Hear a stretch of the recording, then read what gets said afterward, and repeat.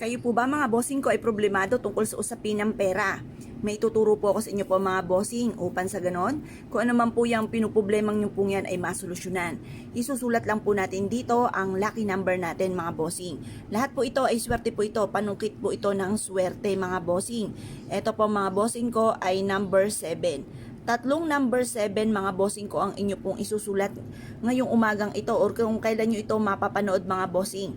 Ito po mga bossing ko, basta sa umaga nyo ito gagawin ng mga 6:30 or kaya po alas 7. Tapos mula sa inyo pong puso, i-claim nyo na magkakaroon tayo ng maraming pera. Panungkit ito ng swerte mga bossing. Ngayon isulat kung magkano amount na matagal nyo ng pinapangarap.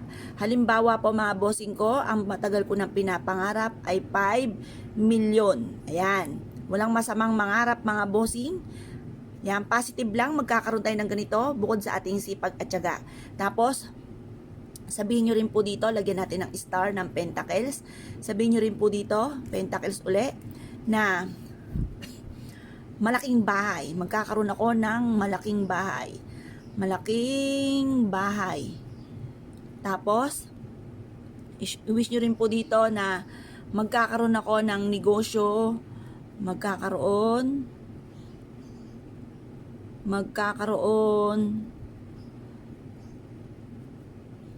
yan ako ng negosyo yan, wala kasi umahawak ng papel ko na yan na dito na ako yayaman. Yan. Pagkatapos mga bossing, bahala na po kayo. I-wish nyo na pa ng lahat ng nais po ninyo mga bossing. At pagkatapos, kunin ang paborito ninyong pabango mga bossing. Ito, sprayan po natin. Tapos, bitbitin ito kahit saan tayo magtungo. Yan. Positive lamang, ibilad nyo muna sa sinag ng araw hanggang alas 8 ng umaga mga bossing. Makakatulong po ito upang sa ganon, masungkit po natin ang swerte. Panungkit po yan, yung ating 7-7. Ang tatlo, ibig sabihin yan, labis-labis na blessing, katuparan sa mga pangarap, at ito yung mga pangarap natin. Tapos, tutupiin nyo po ito mga bossing, at iipit nyo po ito sa inyo pong pitaka. Makakatulong po ito mga bossing, upang sa ganon, matupad ang mga pinapangarap sa buhay.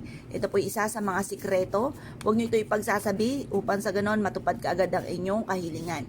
Basta kayo po'y masipag, kayo po ay hindi nakakalimot magdasal, sinabayan pa ng ganito mga pampaswerte, ay walang imposible mga bossing.